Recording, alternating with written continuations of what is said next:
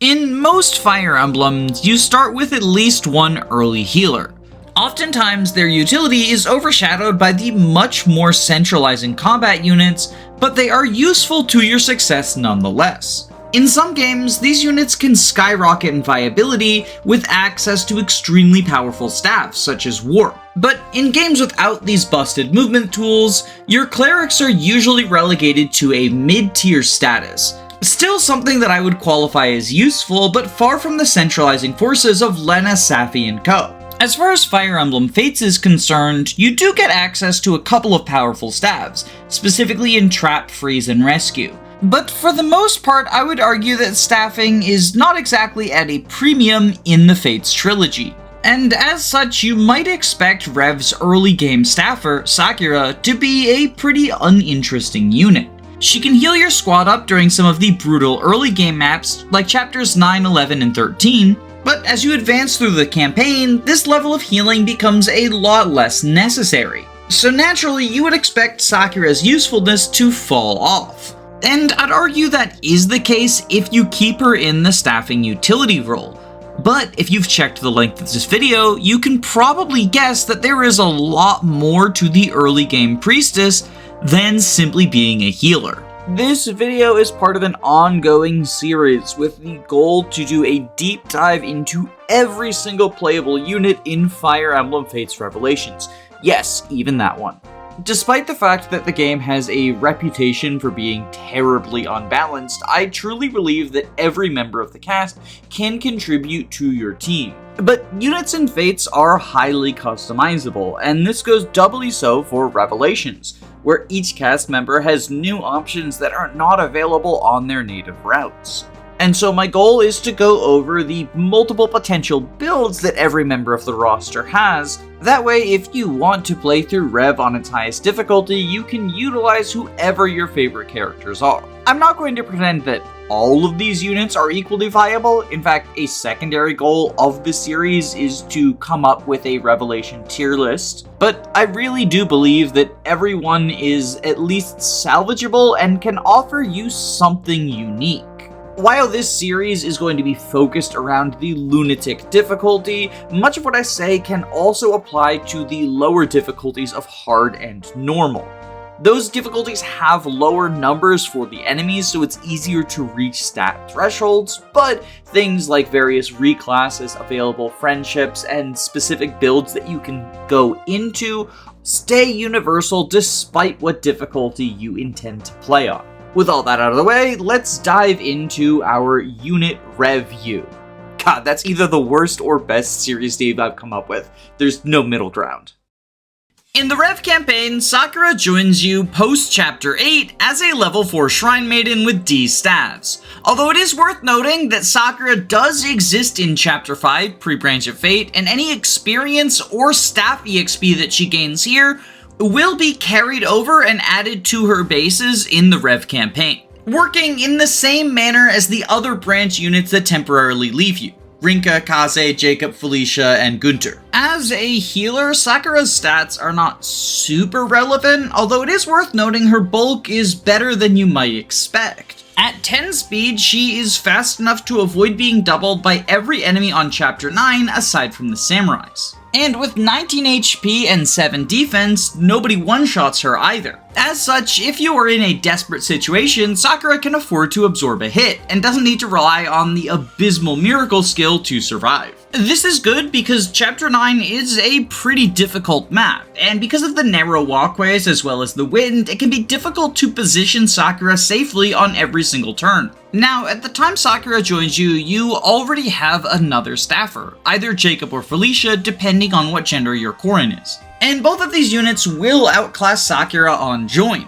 Felicia has a higher magic stat, and Jakob has significantly better combat. Well, technically any combat is better combat since Sakura can't use weapons. The two servants are also promoted units, but they use the experience formula as if they were unpromoted. So they have access to better skills than Sakura, and because they've been in Corrin's army longer, they've probably gotten quite a few levels and made the stat gap even wider. In general, I consider Fates to be a game where staffing is in pretty low supply, especially the low-rank staffs which do nothing more than heal. But the early game of Revelation is kind of an exception to that rule, and Chapter 9 in particular is a very combat-intensive map.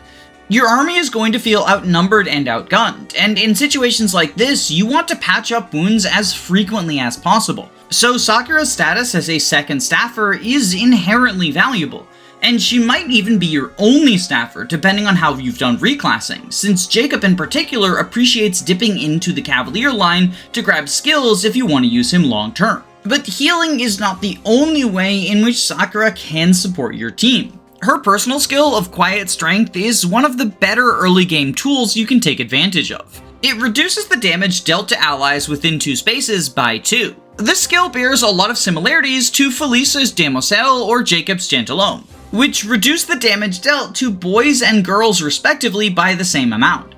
But Quiet Strength does not care about your ally's gender, and so much like bisexuals in real life, it's more powerful than either of those skills. The early game of Rev has quite a few maps where the geography forces you to play defensively. Chapter 9 I've already mentioned, but chapters 11 and 12 are also very big standouts in this regard. But the foes you face on these maps are still incredibly threatening, making it hard to fight them on enemy phase. So Sakura's aura can be incredibly useful, sometimes even the difference between life and death, especially since it does stack with Gentilhomme and Demoiselle. Meaning if you position Sakura alongside the second servant to buff a single unit, they get an effective +4 defense and resistance. But that's just Sakura's base kit. If you invest enough experience to get her to level 10, she can also learn the sometimes underrated Rally Luck, which gives you a minor boost to both your hit rate and crit avoid.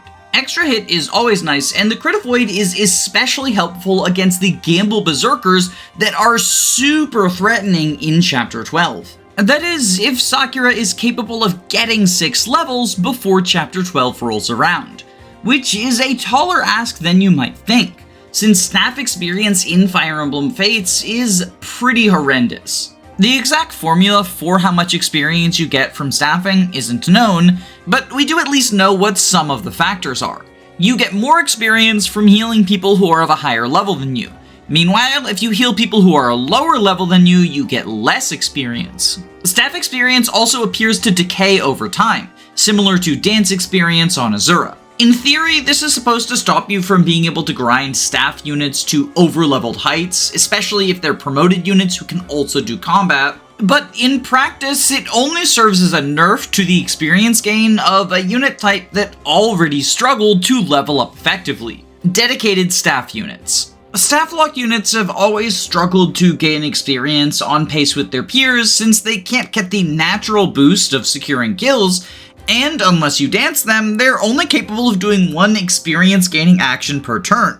A combat unit can enemy phase 3 different enemies or get a multiplier for killing people. Staff units just can't. This problem is especially bad in Fire Emblem Fates because in addition to hamstringing their experience, it means that staff units are going to build support slower. The fastest way of building supports is fighting alongside each other, either side by side in tag team or while paired up in pair up. Staff units can stand next to combat units while they attack, but since they won't be able to dual strike, it's not super useful from a tag team's perspective.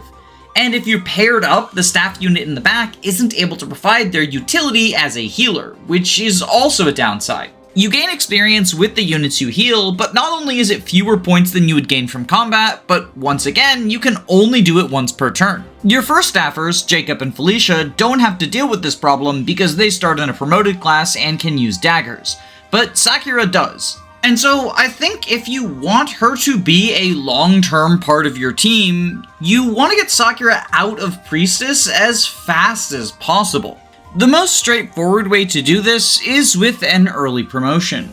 I tend to find that Sakura hits level 10 around chapters 12 or 13. You get a free Master Seal at the end of chapter 10, and even if you used that on someone else, it's a measly 2,000 gold to buy another one, and they're not exactly competitive, since the Fates experience formula can be quite harsh to over-leveled units. Of course, this does still affect Sakura, since she's going to be promoted as well, but being able to gain small amounts of experience from combat is better than not being able to gain experience at all. It's also potentially worth noting that while early promoting in Fates drastically slows your experience gain in the short term, over the long term, things tend to even out a bit more thanks to the way the internal level system works. I went very in-depth on how internal levels work in my Reina video, so if you want the full breakdown, check that out, but the TLDR version is that by early promoting, Sakura's internal level will be much lower than if she trained up to level 20 before using a Master Seal, and therefore she will gain much more experience from promoted enemies than a similarly leveled unit who promoted at level 20 would. According to both Warriors and Conquest, Sakura's canon promotion is to Priestess, and in many ways this is the better of the two promotion options for her.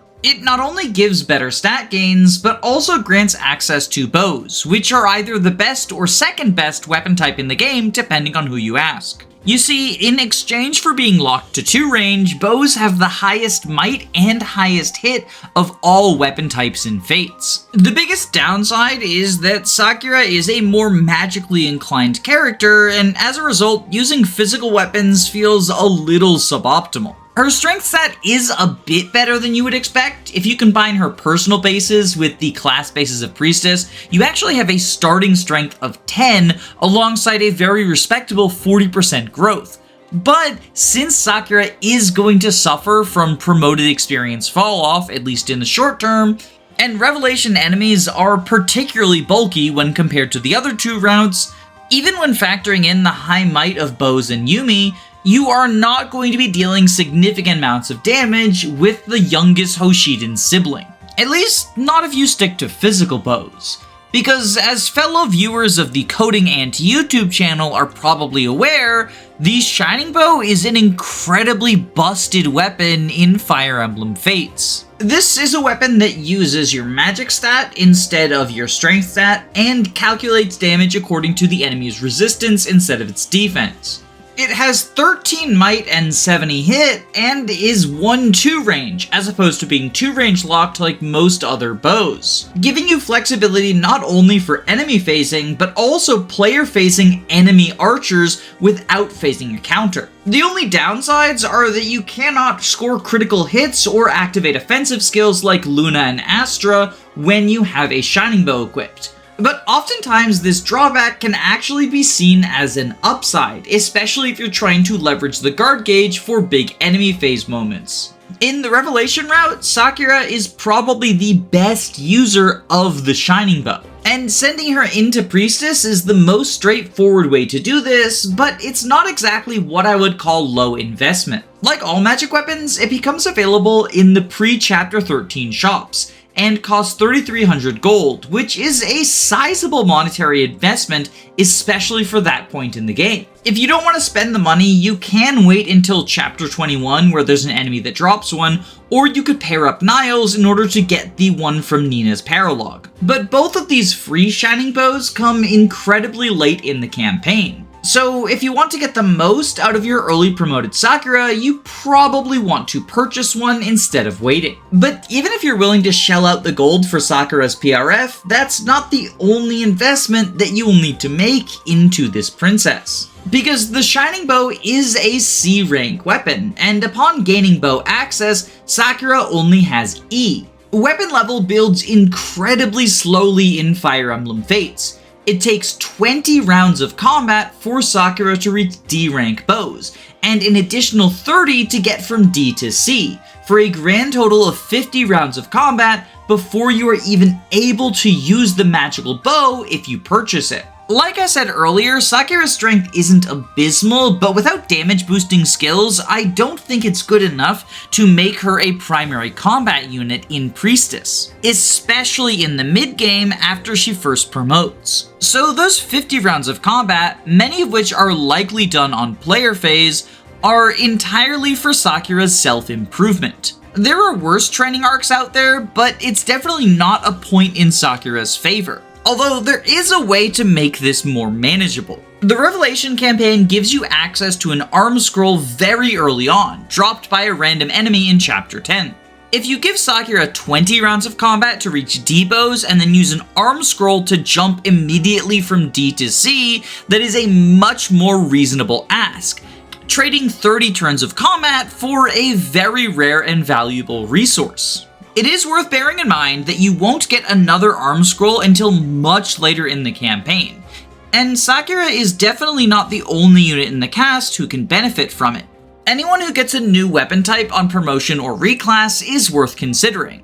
And if you want to use the early water wheel with Oboro or Shiro, they are also pretty prime contenders for the early arm scroll. But even while acknowledging that other candidates exist, I tend to think that magical weapon users are the best people to spend your arm scroll on. So while this is undeniably a bit of favoritism for Sakura, it's not as extreme as you might expect such a unique item to be.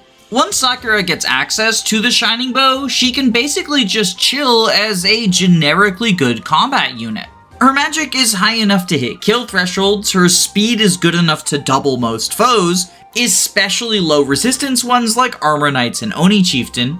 Her skill is high enough to make up for the Shining Bow's accuracy issues, and her strength is actually decent enough that she can switch to using physical bows against high resistance enemies such as Ninja. And heck, while I wouldn't describe Sakura as a super bulky unit, she's not so frail in Priestess that she can't take a stray hit or two. This is exactly the sort of spectacular combat performance you would expect from an early promoted unit. Although it is worth noting that between the Master Seal, Arm Scroll, and Shining Bow, this is a lot of resources to invest into one unit. And while personally I think the payoff is pretty good, not every team is going to be willing to sink that much into Sakura coin. Especially at a point in the campaign where other combat units like Reina, Takumi, Oboro, and Camilla come ready to go right out of the box. So if you're not looking to invest as heavily in Sakura, Onmyōji can be a more tempting way to get a weapon in her hands. Since with tome access, Sakura can use magical weapons at rank E. The downsides are, of course, she can no longer hit on both sides of the defensive spectrum, she has a much weaker weapon type, and her overall stats are significantly worse than they would be in Priestess. But without the physical bow training arc, Sakura can gain experience while contributing with combat right away, and you don't have to spend $3,300 on a weapon for her. I mean, technically you do still have to pay for a fire tome because Rev is allergic to handing out E ranks, but this cost would also apply to Priestess because you don't get a bronze bow at any point in the campaign either. In addition to the immediate use of magical weapons, Onmyōji does offer one other upside in the form of two very useful skills. Tome Fair means that Sakura will deal 5 more damage with a tome equipped even if she leaves the Onmyōji class for a better one like Sorcerer, Dark Knight, or Basara. Normally, level 15 skills come online quite late thanks to the Fates experience formula, but since Sakura is a unit inclined to early promoting anyway, if you choose to do so with her, she will get Tome Fair much faster than your other mages typically will. The other skill that Onmyōji offers is Rally Magic, allowing Sakura to bolster the magic of her allies by 4 for a single turn. The fact that Priestess and Monk get Rally Luck and promote into a class that gets Rally Magic means that anyone with access to this class line is a tempting candidate for a magical Rallybot. And Sakura actually has a 3rd Rally in her base class set with Rally Speed from Falco Knight, giving the combination of speed, luck, and magic to bolster both the accuracy, doubling thresholds, and damage output of your magically inclined units. If you combine this with her personal skill alongside her naturally leveling staves, then Sakura can pretty easily slot into a Rallybot utility role, switching between bolstering or healing her allies depending on the needs of the turn. And on turns where you don't need either of these actions, Sakura's status as a royal means that she can also be useful in proccing Dragon Veins. Fewer maps than you would expect have Dragon Veins, and a lot of them aren't actually all that impactful, but this royal blood is still really useful in Chapter 12, the Frozen Sea, Chapter 18, the first Vala map, Chapter 20, the Moving Bridge map, and quite a lot of the Conquest paralogs.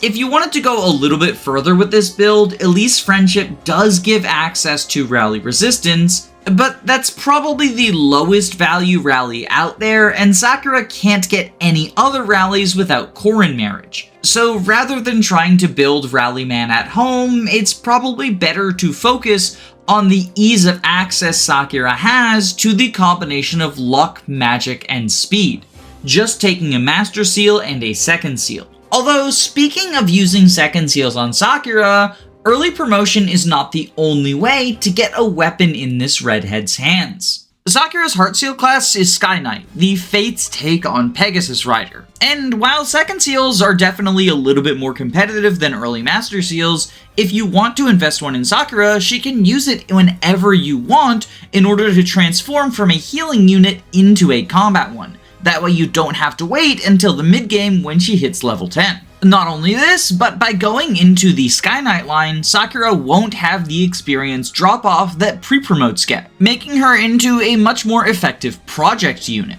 Although I should really emphasize the project aspect of that, because Sakura's combat as a Sky Knight is pretty abysmal. As opposed to tomes in Onmyōji or bows in Priestess, Sky Knight Sakura uses lances, which are probably the worst weapon type in Fates. They sit in sort of the mid-ground between accuracy and might, with their most notable quality being the extra point of defense and resistance you get for equipping a Naginata. Of course, weapon types aren't everything, and in fact Oboro, Shiro, and Keldori are all lance specialists that I would consider very good combat units. The real trouble comes in the combination of Sakura's personal stats and Sky Knight's pretty abysmal class stats. Sky Knight is pretty commonly regarded as one of the worst combat classes in Fire Emblem Fates. Its main appeal is flight access alongside a very good learned skill in Darting Blow. But its abysmal HP, strength, and defense modifiers, as well as its overall low class growth rates, mean that unless you already have good combat stats, you're going to struggle as a Sky Knight. When it comes to strength and bulk, Sakura's bases and growths are better than you might expect from a frail little girl. And in fact, in classes like Wyvern, Cavalier, or Mercenary, she can do surprisingly good physical combat. But they fall short of being good enough to make Sky Knight work, especially against the tougher enemies of the Revelation campaign. So from a combat perspective, basically everything Sakura does while riding a Pegasus is going to be for self-improvement. You baby her now so that she gains experience, weapon rank, and skills in order to be a badass later on. Of course, combat isn't the only thing that matters in Fire Emblem, and even as an underleveled Sky Knight, Sakura can offer some important utility to her teammates.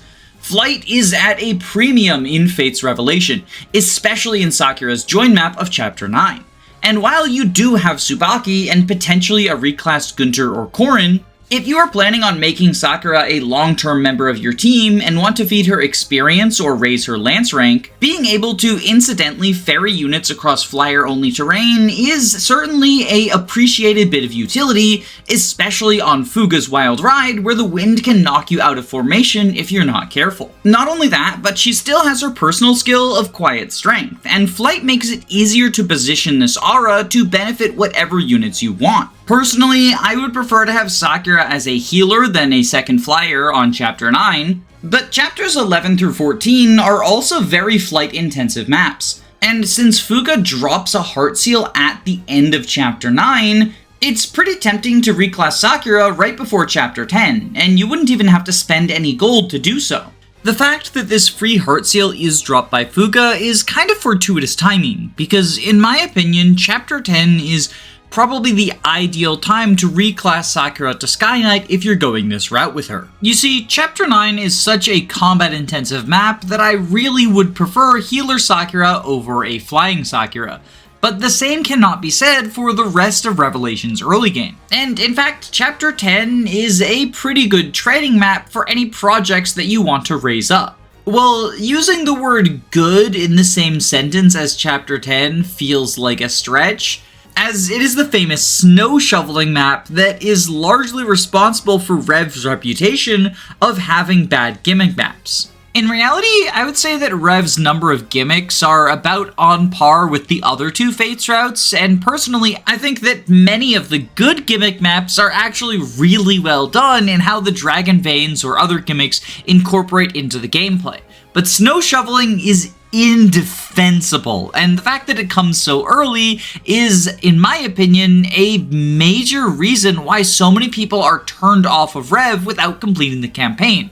Understandably so. If you got turned away by snow shoveling, don't feel bad, because it's garbage. For those who have been fortunate enough not to play the map, either because you haven't dipped into Rev, or you downloaded the most popular mod on Game Banana that just lets you skip it, the way the mechanics of this chapter work is the entire field is covered in destructible ice tiles. You'll have your units attack an ice tile, and it, alongside some of the other tiles adjacent to it, will break. If there are any enemies underneath these ice tiles, they get freed up. But any foes that remain frozen in the ice are unable to take action on your opponent's turns. Thusly, if you want to train up an underleveled or just underperforming unit, being able to free enemies one at a time and pick them off without fear of retaliation from their frozen comrades is a really easy, if tedious, way to do it. But unless you've pulled up a map on the internet, there's no way to tell which tiles have enemies and which do not.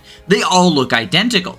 So if you start aggressively breaking snow tiles and accidentally reveal a red unit that you're not prepared to kill, it kind of functions like an ambush spawn, which is every Fire Emblem player's favorite mechanic. Combine that with the random deployment cut, where you are only allowed to deploy 6 units versus the previous map's 9, and you've got a recipe for a very drawn out and uninteresting map without much danger or excitement. But the map is actually worse than it sounds if you care about getting all of the droppable items, because every single enemy on this map drops something. And most of the droppables are very valuable. You get one of every stat booster, including the arm scroll, your second free heart seal of the campaign, a significant amount of gold, several healing staves, as well as iron weapons that can either be sold or forged, and a Mjolnir tome, which is a critical hit tome that you can either sell or gamble with, depending on what type of player you are. So you're faced with the terrible dilemma of either missing out on all of these goodies, or wasting an hour of your life hunting through the snow trying to track down every single enemy, while not fully zoned out because you gotta pay enough attention to ensure that you're not going to accidentally ambush spawn yourself. It's pretty fucking terrible. If you haven't played Rev, I swear it does actually have quite a lot of good maps, but this is not one of them. But the argument for reclassing Sakura pre-Chapter 10 is if you are planning to kill every last one of them just to get the items, then you might as well feed those kills to an experience-hungry unit. And Sky Knight Sakura wielding a bronze lance kinda fits the bill. She needs hardcore babying, and this is the most convenient way to give it to her. It's certainly easier than killing the Master Ninjas of Chapter 11 or the Berserkers of Chapter 12. But it's important to keep in mind that in this scenario, we've already fed Sakura an early heart seal, which is a very competitive resource. And now we are not only preparing for a fairly tedious babying training arc, but also feeding Sakura kills that could go to other experience-hungry units.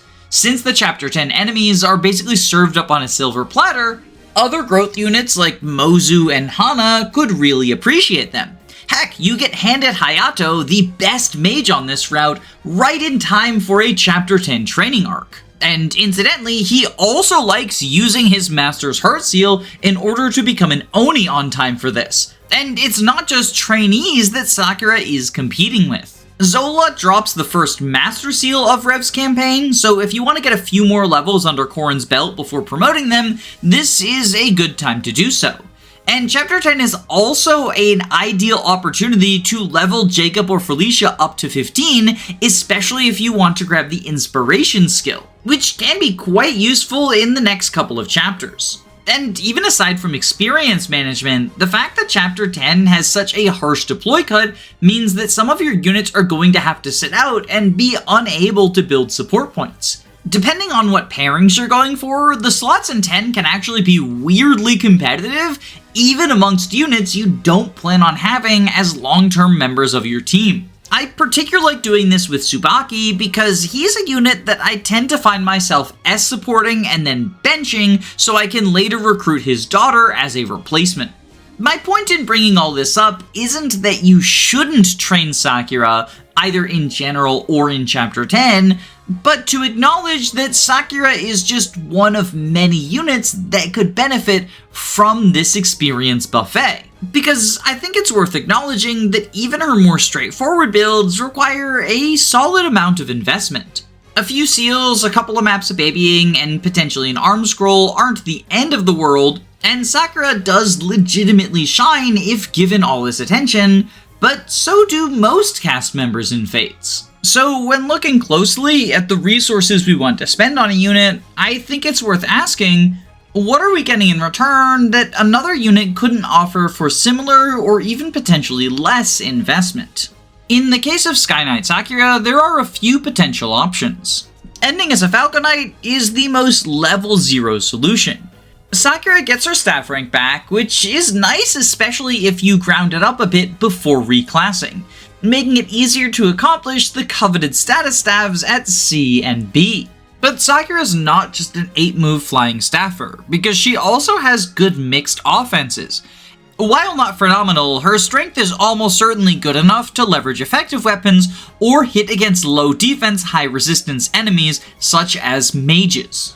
And for dealing with bulkier foes, once she hits C rank lances, the Bolt Naginata becomes basically Sakura's personal. This is mostly a weaker version of the Shining Bow, with the only real upside being the increased bulk due to being a Naginata, but 11 might and 70 hit is nothing to scoff at, even if it is probably the worst of the magical weapons.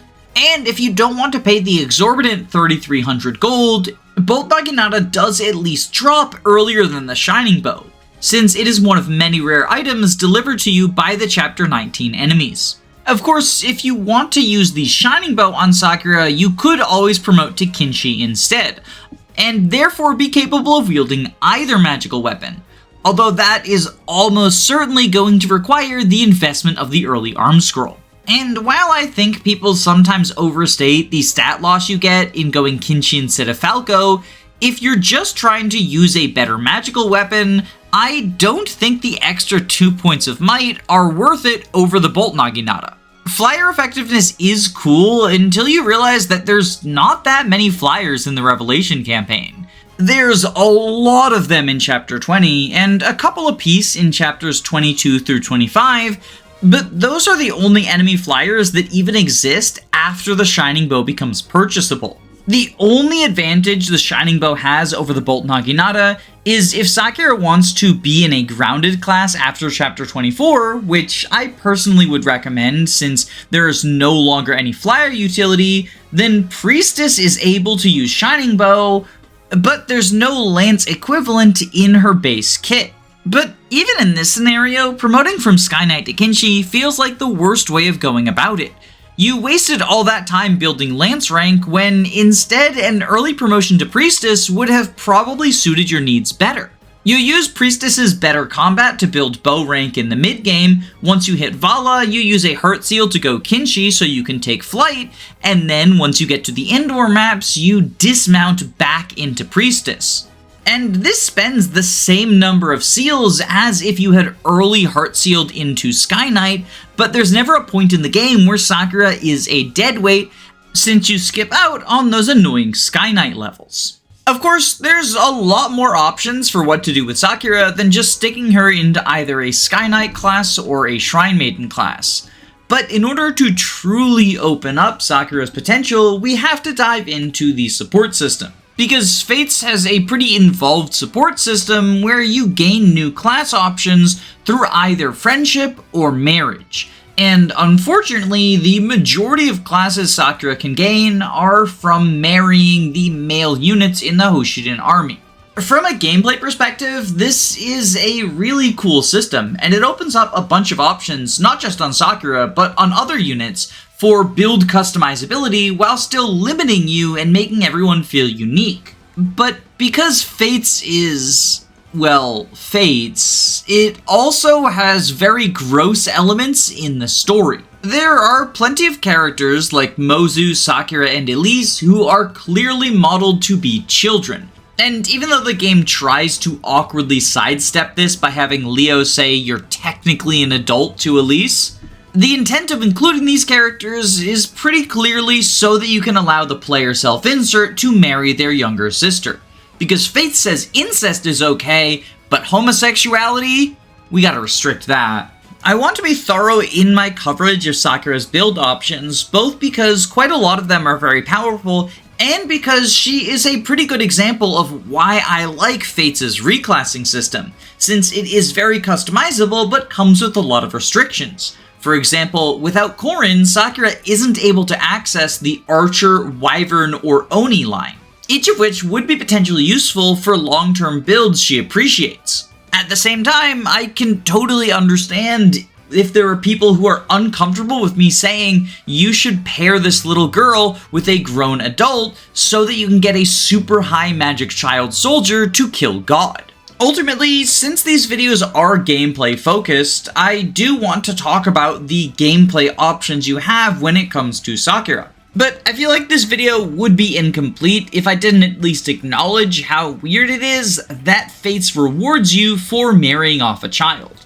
And in Sakura's case, the majority of the support conversation is going to be about child marriage because she has a very awkward situation when it comes to the classes she gains from friendship. 2 of her 4 possible support options, Hinoka and Azura, give Sky Knight, which is a class that Sakura already has in her base kit. In some situations, this isn't the end of the world because it can mean using a less competitive friendship seal instead of a highly competitive heart seal, but in Sakura's case, I don't think it's really worth pursuing either of these relationships just to get access to Sky Knight. Since the majority of the time, if you're trying to reclass Sakura into Sky Knight, you're doing it quite early in order to escape staff experience hell. And these aren't even particularly useful support chains from the other end of things. No matter what the level 36 Kinshi Copers will say, Azura does not want to reclass. And Hinoka doesn't really care for Shrine Maiden either. I mean, it gives Priestess, which is a grounded bow class with very good stats, but if you want to pursue a friendship to make Hinoka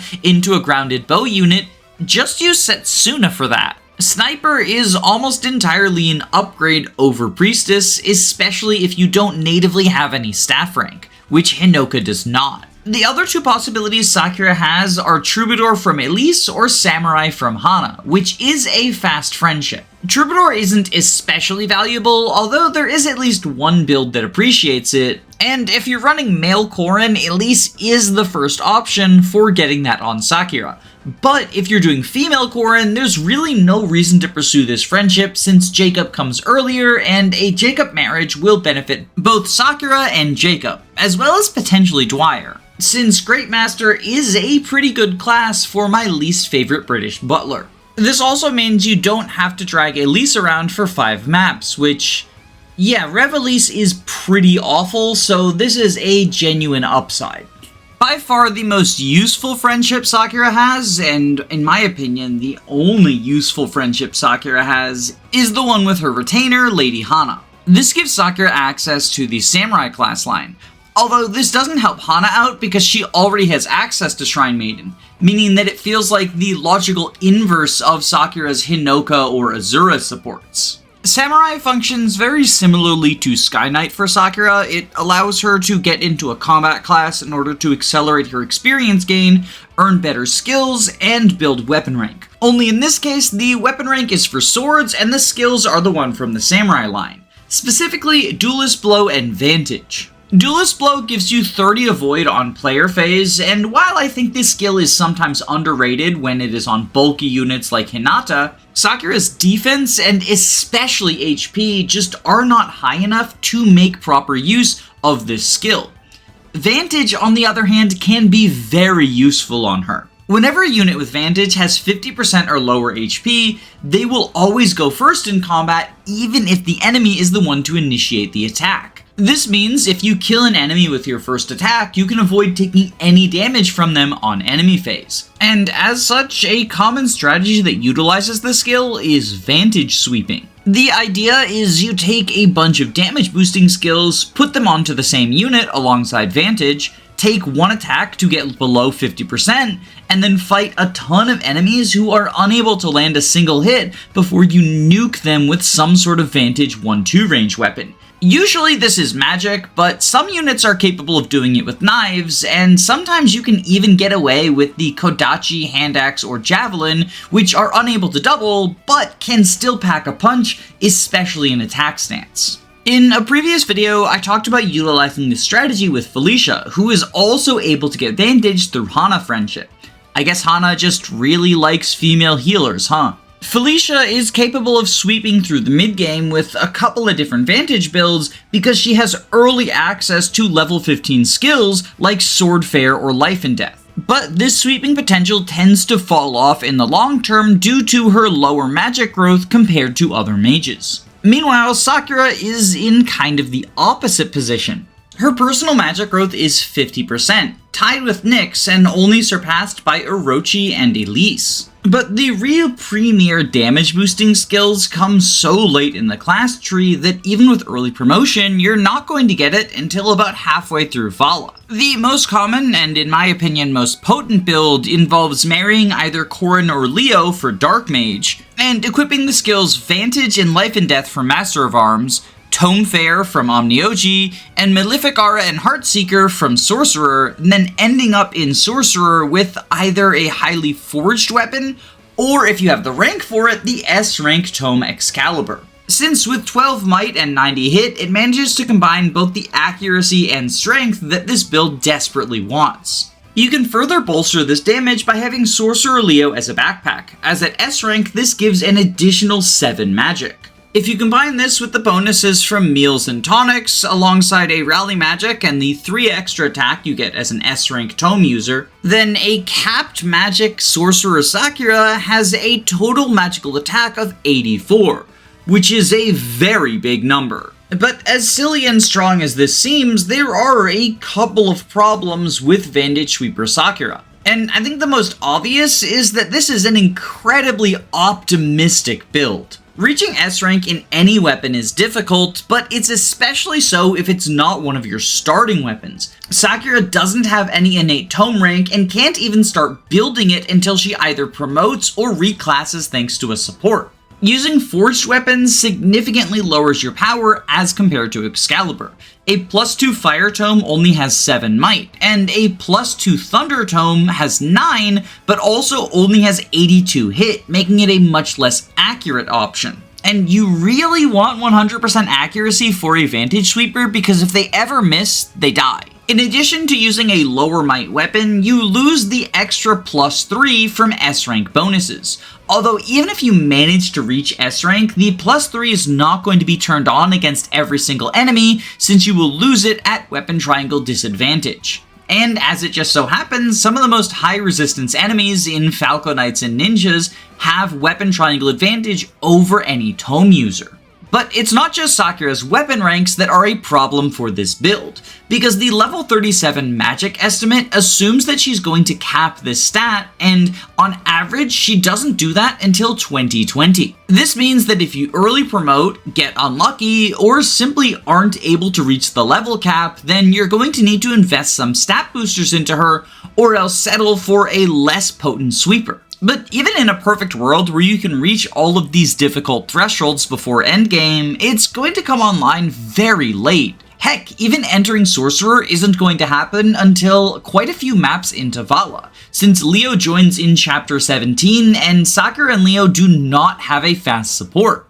Of course, there is a faster option to get Sakura into Sorcerer by marrying Corrin, which can also potentially add 7 magic depending on your boon and bane, and even comes with the extra benefit of supportive, which adds 2 more damage to Sakura's stack for a total of 86. But whenever planning a build around Corrin Marriage, it's worth remembering that this is a one-of-a-kind, highly customizable, valuable resource. And in this case, you're not only giving that huge investment to Sakura, but you're also turning one of the strongest units in the game into her personal backpack, which is probably not the best use of Corrin, to put it lightly. Although speaking of high investment, while magic tonics themselves are quite cheap, if you're giving one to a unit every single map, that gold is going to add up. And while meals that boost magic may be free, they do come at the opportunity cost of other meals that may benefit more units in your army. Things like speed or defense are much more universally applicable, and even strength is going to help more of your units than magic will in most army compositions. And all that's before considering the cost of how many seals Sakura needs in order to gather all of these skills like Infinity Stones, as well as the massive experience and babying that she will require to get to the level where she's able to actually help you. And even once the build is fully turned on, it's not going to be able to reliably take on Duelist Blow Swordmasters or the super dodgy blue weapon ninjas. It's cool and fun to show off in theory, but in practice, if you want to Vantage Sweep, it's much easier just to use Orochi, and if you're a huge Sakura fan, there are far more powerful things you can do with her than try to fit this round peg into a square hole. Although you might be wondering, if I don't think Sakura is particularly good as a Vantage Sweeper, then why do I say the Hana Friendship is good for her? Well, there's two reasons. One is that Vantage can be useful even in a non-sweeping context, since it allows you to potentially build extra guard gauge if you're tanking, or prevents you from taking hits against weakened enemies, which is especially nice if you 3-hit KO. But the main benefit of Samurai isn't Vantage or any of the other skills the class line offers, but instead it is an easy way to build up your sword rank. Very similar to using the arm scroll to grab Bolt Naginata in Sky Knight, a Samurai Sakura can do 20 combats and then grab the scroll so she can use the Levin Sword. On its own, the Levin Sword trades Naginata's defense and resistance boost for 10 extra hit, which is already, in my opinion, a significant upgrade. But there's one other aspect of the Levin Sword that makes it even better than the Bolt Naginata. You don't have to spend 3,300 gold in order to purchase it. Instead, you get one for free in a house in Chapter 14. Mid-game funds in Revelation are incredibly tight, so it's pretty hard to overstate how big a deal it is to get such a valuable weapon and not have to spend any money on it. And if for some reason you're flush with gold, you can potentially buy the other Levin Sword and just forge them together into a Levin Sword +1. Although, if I'm being honest, I think there's better places to spend your money than +2 might on Sakura's personal weapon. Even though Samurai itself is not a magical class, Sakura's magic growth combined with the high might of Levin Sword means that she can do very good combat as a swordmaster, doubling and one-rounding large swaths of enemies. And if you keep her in this class line long enough, or simply dip while at a high level, you can pick up Swordfare or Life and Death to bolster your damage further. Swordfare gives you an extra 5 damage when using a sword, including the Levin Sword, and Life and Death gives you 10 more at the cost of taking 10 more damage at all times as well. If Sakura is in a frailer class like Swordmaster, then there's not really any reason to allow her to get attacked, and with 1-2 range she can generally avoid counterattack. So it is worth considering dipping into Master of Arms for Life and Death. But not every Levin Sword build is going to want this skill, because despite her start as a relatively frail unit, by marrying Leo and reclassing to Dark Knight, Sakura can actually get a pretty serviceable amount of bulk, potentially allowing her to enemy face a couple of foes, especially if leveraging Vantage to get more guard gauge than you would expect. Dark Knight is also the highest magic class capable of wielding swords, so it further increases Sakura's damage output without compromising her bulk in the way that Life and Death might. One aspect of this build that I really like is Leo and Sakura are pretty capable of acting as each other's backpacks. Both of them are medium bulk units, and if you have them both in Dark Knight, then they will each bolster each other's defenses. Thusly, you can have them switch back and forth as to who is the front unit and who is the backpack, depending on who is healthier and who is more capable of taking on enemies. Neither of them are going to be Xander levels of bulky, so you do need to be careful of just how many enemies you fight, but they're not going to be so fragile that you have to keep them on the backlines entirely. and in fact they will probably be able to take more hits than the majority of the units in your army. The level 15 Dark Knight skill, Life Taker, also helps to supplement this bulk, since it means if you kill on player phase, you recover 50% of your HP, allowing you to take a beating on enemy phase and then kill someone to heal yourself back up for the next round of combat. I've mentioned the pairing a few times, but I should probably say I think Leo is Sakura's best non-Corrin husband. He offers her both the highly desirable Dark Mage class, and also good pair-up bonuses whether he's in Dark Knight or Sorcerer. And while you could also get this from Corrin, it's worth noting that Sakura also really helps Leo out, since he is now able to grab Tome Fair from Onmyōji, and Sakura is a very potent backpack for the Prince of Nor as well. As in Onmyōji, she gives 5 magic and 6 speed to her husband, and even when they only have a C support, that's 5 magic and 4 speed, a huge benefit to the sometimes middling speed tier Leo. Even when you don't plan on making Sakura into a high investment member of your team, it's worth considering this marriage if you plan on using Leo or his son Forest, since Sakura can still be quite useful as just a healer in the early game, and then transition into the backpack role for Leo before finally passing down incredibly good stats to her son Forest. You see, she's tied with Nyx for the highest magic mom that the femboy could have, and she gives significantly better HP defense and luck than Nyx would, as well as marginally better skill, better strength which could be relevant for class dipping or butler Forest, and only marginally worse speed and resistance in exchange. Forest should still be able to double everything he needs to with Sakura Mom, and he'll actually be able to hit the broadside of the barn, which isn't guaranteed with Nyx. Plus, the Monk line is just more beneficial for Forest than the Outlaw one would be. But Forest isn't the only Generation 2 unit who would benefit from a Sakura Mom. In fact, Sakura is probably the best mother for any magical kid who can have her. Ophelia unfortunately gets left out in the cold, but Mitama, Dwyer, and Rajat all appreciate being sired by the youngest princess of Hoshido. And more hybrid units like Asuji or Kaldori could potentially benefit from Sakura as well, since her strength growth is also reasonable, but personally I shy away from doing this just because I like min-maxing with Gen 2, since it allows for some really broken things in the late game of Fates. It's also worth noting that giving a magical mom to these hybrid units isn't as good as you might think, since they still auto-level in physical classes, so their potential as a sage is more limited the later you recruit them. If you want to make an Onmyōji Asuji or just let him use the Flame Shuriken effectively, then Sakura is probably his best mom, and the same goes for Kaldori trying to use the Shining Bow.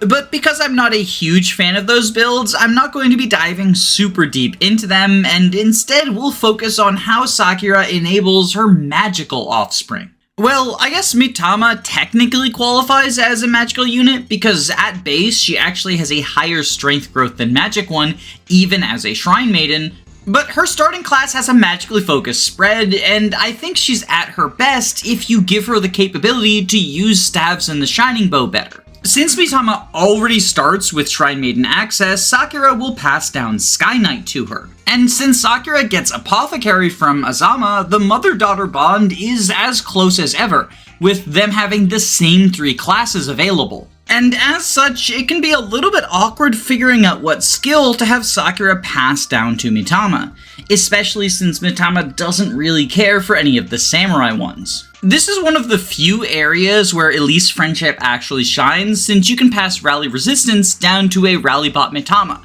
for the combination of speed, magic, luck, and res. And Azama can actually grab strength from Arthur Friendship if you really want to lean into the Haiku Girl as your Rallybot. But personally, I don't think this is worth all of that support routing. It's surprisingly trivial to get a good set of rallies on basically any Generation 2 unit. And if you're fielding Arthur to get Azama Friendship anyway, you might as well just get him married, because Percy is one of the better rally bots in the game.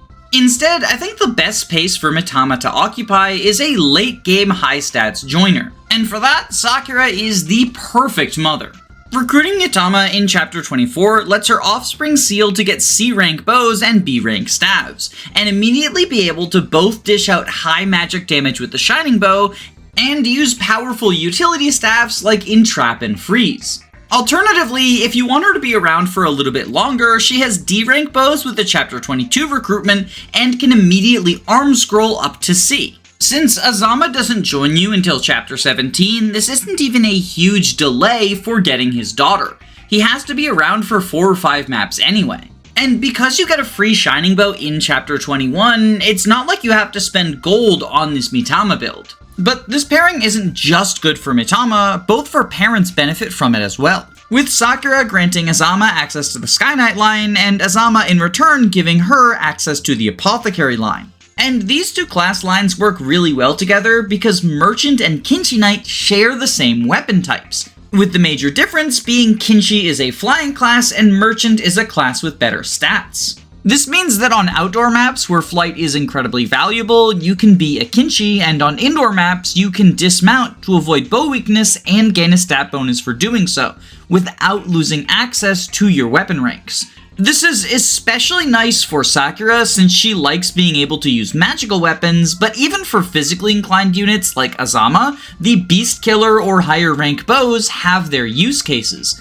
As such, this manages to be one of the valuable marriages that benefits all 3 units. Although I wouldn't say equally, Sakura is definitely the primary beneficiary here, since Kinshi Knight is more useful in the mid-game, and Merchant is really only good for the last few maps. Which means you can sort of slow roll this support if the only unit you care about is Sakura, because she doesn't really need to leave her Kinshi until Chapter 24. That's probably the biggest upside Azama Marriage has over Leo, because they are both the latest possible husbands for Sakura, and in the case of Dark Mage, you really want to rush to access it as fast as possible, but Merchant can wait until you are nice and ready for it. Of course, if you want to avoid the downside of these late marriages, Sakura does have 2 fairly early candidates in Jakob and Hayato. Spoilers for a future video, but Hayato is the best mage in Rev, and honestly one of the best units in the cast. So fielding both him and Sakura is not an especially tall ask. And in return, you get a Rajat with incredibly well-rounded stats, and Sakura gets access to the Basara class. Similar to Dark Knight, Basara is the bulky magical class that is capable of wielding lances. So if you trained up lance rank in Sky Knight to use Bolt Naginata, this is the ideal class for making use of it. Ultimately, I think this is a worse version of Dark Knight, since the Bolt Naginata is worse than the Levin Sword, and the Basara class is worse than the Dark Knight class, but you don't have to get the Hana Friendship to make it work, and if you're not marrying Corrin, it's going to come online much sooner than the Leo one would. I don't have much else to say about Basara Sakura. She hits on both the physical and magical side of the spectrum, needs some gold investment and probably an arm scroll to work, but will be a pretty effective player or enemy phase unit, so long as you are willing to invest the resources and experience that she wants. The last unit I would consider a prime contender for Sakura Marriage is Jakob. This gives Sakura the Troubadour class, which isn't a huge deal, but allows Jakob access to Monk, and bolsters Dwyer on the magical end of the spectrum. Much like Mitama, he is a child who favors his physical growths, but begins in a magical class, and so auto-leveling can be a little bit awkward for him if you don't give him a magical mother. He's pretty easily the worst of the mage children, but does at least get the benefit of a level 15 skill from Jakob, although by marrying Sakura you are significantly limiting the pool of useful level 15 skills, and as such probably only inherit inspiration. Dwyer becoming a magically focused strategist with early inspiration kind of makes him knock off Felicia, and Felicia's quite a good unit, so this isn't the worst thing in the world to turn one of the most uninspiring children in the cast into. But perhaps a more interesting application of inspiration is the oft-touted Aurabot Sakura build. This build isn't exclusive to Jakob Marriage, since it only really requires access to the Troubadour class, which can also be accomplished by friendshipping Elise. But the general idea is you add Demoiselle, Inspiration, Amaterasu, and Sakura's personal skill of Quiet Strength all on the same unit and have them move around to provide a significant bolster to your allies' offenses and defenses on enemy phase. Since all of these skills stack with each other, it would be a total of +2 damage dealt and -6 damage taken for all of the boys in Sakura's aura range. And because Sakura starts with D-rank staves and naturally builds it, you could use her player phase actions to heal people all over the map with things like Physic and Wayne Festal, on top of the free healing that you get for Amaterasu, which is the level 15 skill from the Kinshi Knight class. All of this sounds really cool in theory, but in practice, it doesn't work out quite as well as you would think. Both Amaterasu and Inspiration are level 15 skills. So even with early promotion, it's going to take a long time to get them online. Even some of your primary combat units are going to struggle to get their level 15 skills before the end of the game. And if you're using Sakura as an Aurabot, then she's not exactly a primary combat unit. In fact, there will probably be some turns where an Aurabot doesn't gain any experience at all. Either because you don't have anyone for them to heal, or their movement is too important and they can't reach the injured soldiers in your army. But the real irony is this build isn't even particularly unique to Sakura. It's a twist on one of the builds I suggested in my Jakob video, where he gets early Amaterasu and Inspiration thanks to his native access to Strategist and his friendship with Takumi. And Felicia can do this as well if you're willing to either forego Amaterasu, the weakest of the auras, or marry into the Kinshi Knight line, which is also a very reasonable possibility, since both Takumi and Tsubaki give it to Felicia. The only thing that Sakura has on top of these two is access to Quiet Strength, which is the additional -2 damage aura. But if you really want to have -6 damage on the units that badly, you can put them in range of both Sakura and your Inspiration pot. I find that the most important time for defensive auras is the early game, and Sakura is going to be nowhere near having this build online during that portion of the campaign.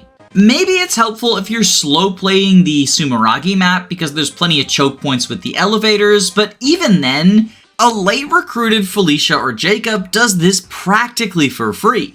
And even if for some reason your team desires 2 different Aurabots, Jakob and Felicia both have the ability to marry a ninja for the Replicate skill, which technically Sakura can as well, but that's adding yet another late level 15 skill to the build, at which point you have to ask yourself, when is enough enough? Although speaking of ninja on Sakura, I should talk about some of the off-meta class options for her. Master Ninja can be a very good class, but it typically only works for units who either have Dagger rank for the extra damage and ability to use the Hunter's Knife, or units who bring a significant amount of strength and defense into the class from their personal stats, and Sakura doesn't fit either of these bills.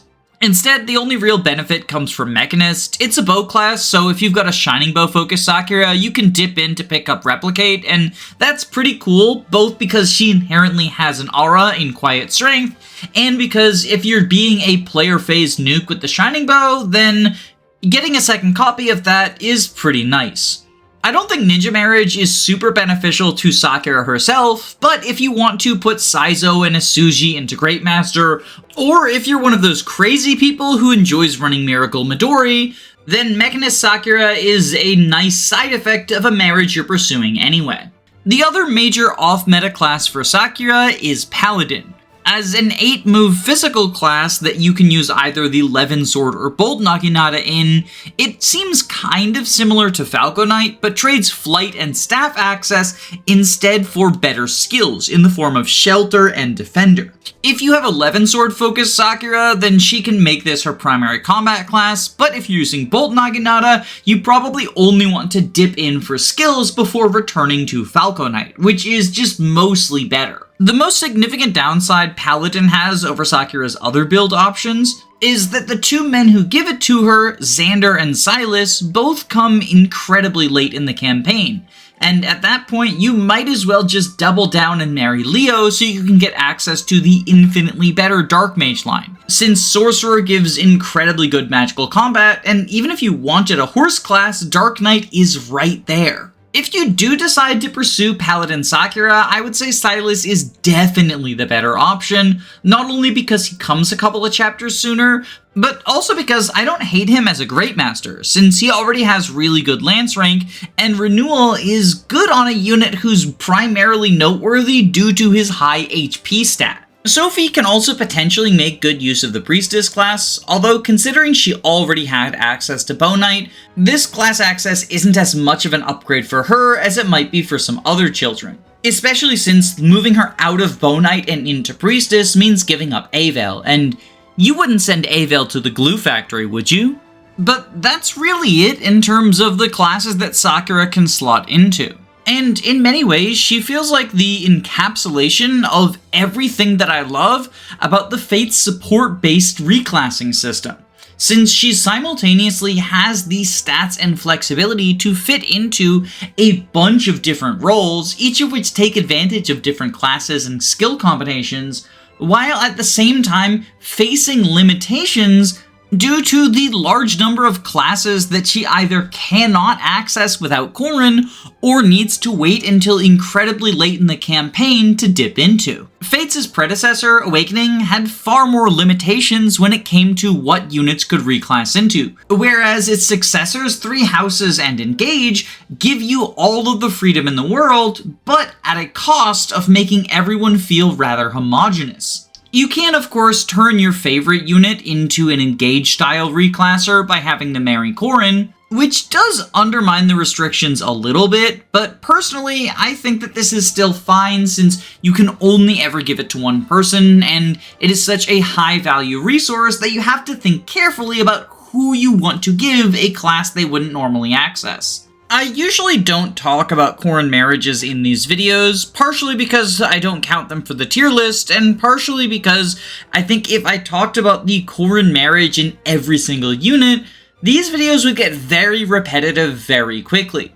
There's only so many times you can say just have this unit marry Corrin for Archer, Dark Mage, or Wyvern before the cast starts looking like the infinite reclass emblems I just got done criticizing. But in Sakura's case, I am going to be making an exception, because I think the large number of classes she misses access to are just as much a part of her identity as the ones that she can easily access without the help of your avatar. I won't be going in depth on every single class that Sakura can get from Corrin. For example, Fighter and Armor Knight are not really beneficial to this magically oriented unit. But I will be going over the four most impactful absences, those being Archer, Outlaw, Wyvern Rider, and Oni Savage. Of these four, Oni Savage is by far the least impactful one for Sakura to miss, both because it's a rare class and because it's a relatively weak one. But I did want to bring it up just because it felt relevant to talk about all possible tome classes on this magical girl. Despite not being particularly bulky on her own, Sakura's stats are well-rounded enough that in a bulky class like Oni, she can find success as a limited enemy phase unit, in a similar vein to how Basara Sakura or Dark Knight Sakura works. Because she doesn't have access to any other axe class, getting the Bolt Axe is going to be slower than getting the Bolt Naginata or Levin Sword, and as such, Oni doesn't really offer anything beyond Shove as a useful skill, but like, I don't know. There's some amount of humor value in turning this quaint little girl into an absolute muscle-bound beast. But outside of comedy, it's hard to recommend Oni, since if you wanted a Tome and Axe class from marrying Corrin, you could very easily get Malig Knight instead, which not only has generally better stats than Oni, but also has access to flight and much better skills. Lunge in particular is incredibly valuable on a unit who has 1-2 range and therefore can lunge from a variety of positions. But Savage Blow is also a somewhat underrated skill in Rev, since enemies are often bulky enough not to get one-rounded, so the extra chip damage that you get from Savage Blow can potentially prevent you from having to have 2 units team up on a single enemy. Trample is of course very powerful, adding an extra 5 damage against all non-mounted enemies. Although as a level 15 promoted skill, it's not going to be online until quite late in the game. Meanwhile, Strength plus 2 might seem worthless on a magically oriented unit, but it can push Sakura's strength stat to the point where she can successfully use physical weapons to build up weapon rank. In this case, specifically axes, so that she can get Bolt Axe, which is a high-powered, if somewhat inaccurate, weapon. But even outside of training weapon rank, Sakura's strength stat isn't terrible. It's worse than her magic, but not by enough that she can't whip out the old physical weapon if she needs to hit a high resistance, low defense foe such as enemy dark mages or Onmyōji. Also, I did just want to take a quick moment to point out that both Sakura and Effie are units who would love to support Elise in order to gain access to her Heartseal class of Wyvern Rider, but unfortunately are only able to get Troubadour, which is less useful on them. This really makes you think about society. But while Oni is funny and Wyvern is good, the real tragedy when it comes to Sakura's missing classes are the two bow ones. Because Sakura is the only Hoshiden unit without access to the Archer class line.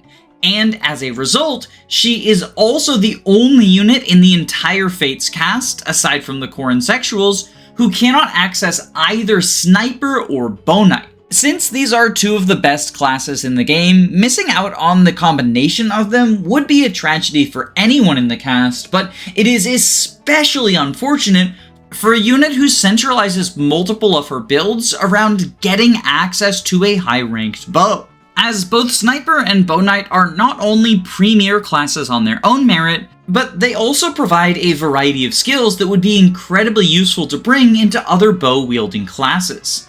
Outlaw gives +1 move, which is a self-explanatory skill that is incredibly helpful, especially since it stacks with other forms of movement boosting, such as Ninja Pair-Up. And while Lock Touch, which gives the ability to open chests, is not the most impactful skill in the world, it's the sort of thing that you want to have on 1 or 2 units. And since many of Sakura's roles do not involve filling all 5 of her skill slots, it's a pretty decent filler one to equip to the princess. These two skills are why I tend to favor the Outlaw version of Bow Knight over the Mercenary one, but even if Sakura were just able to marry Laszlo or Friendship Selena, she could still grab Shuriken Breaker for facing down some of the scariest enemies in late game Rev, those being the Mechanists and Master Ninjas. If you're choosing to use the Shining Bow, that's particularly helpful because the Shining Bow doesn't have the best accuracy, Sakura herself only has middling skill, and the Master Ninjas have incredibly high avoid,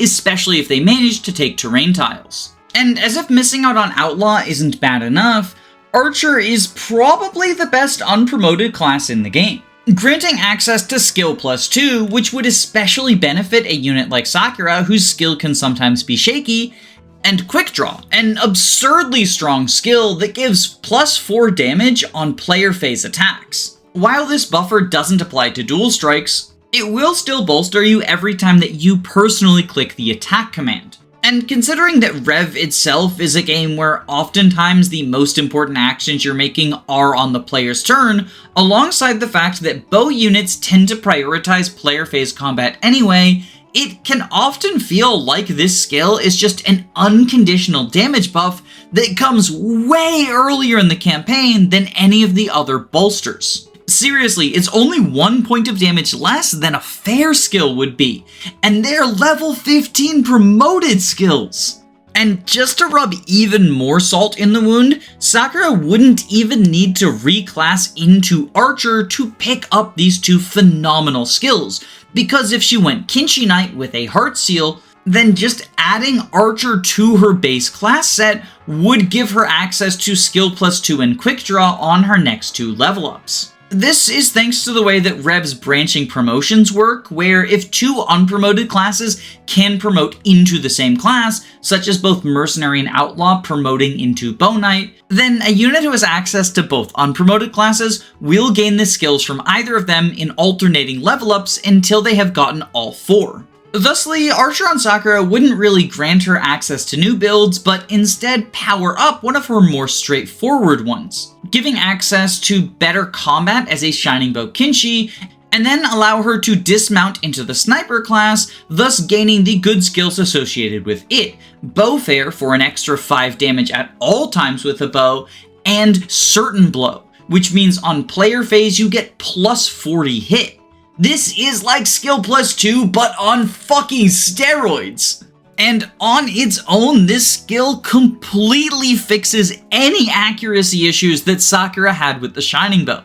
Heck, I would say even if you weren't pursuing a bow-related build, it would be worth considering getting Archer on Sakura just so that you can get certain blow for something like the Bolt Naginata or Levin Sword. But because the only male archer in the first generation is Takumi, who is Sakura's brother, you are unable to get it through marriage, and unlike Hinoka, Sakura doesn't have any friendships that will provide her with the sniper class. And with that, I think I've finally talked about not only all of the options that are available to Sakura, but also some of the ones that aren't available without significant favoritism. And I gotta be honest, as I was making this video, my opinion of Sakura has changed pretty dramatically. At the start, I thought that this would be by far the longest video in the series. There's a lot to talk about with the Queen of High Investment builds, and she has payoff in so many different ways depending on what you want to do with her.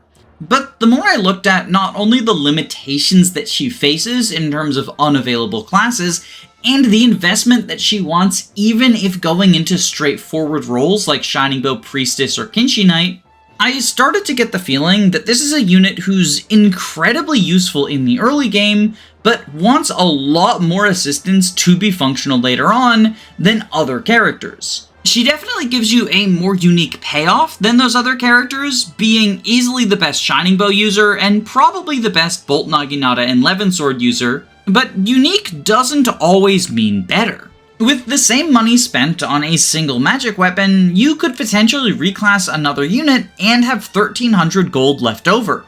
Or you could buy enough bronze weapons to give +2 forges to multiple members of your army. Instead of spending the first Master Seal on an early promotion for Sakura, you could save it for a higher level unit since Rev is very stingy when it comes to free Master Seals in the mid-game. Even the Arm Scroll, which is probably the least competitive thing Sakura wants, could be sold for more gold when your funds are tight, or potentially give Oboro access to the early Water Wheel, a situational but strong legendary weapon.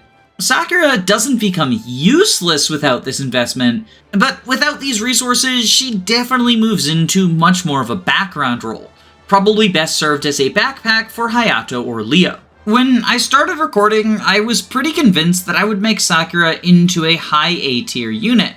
But taking a closer look at things, I think that she really is closer to a mid B tier performance. She'll be an incredibly strong member of your army if trained up and given resources, but those resources are competitive, and that training is quite tedious, especially if reclassed into a physical weapon type. I would even go so far as to say that other units oftentimes make use of the resources Sakura wants better than she does, with Mozu and Felicia really sticking out as much better users of the early second seal, and Mozu also wanting some of that yum experience on Chapter 10.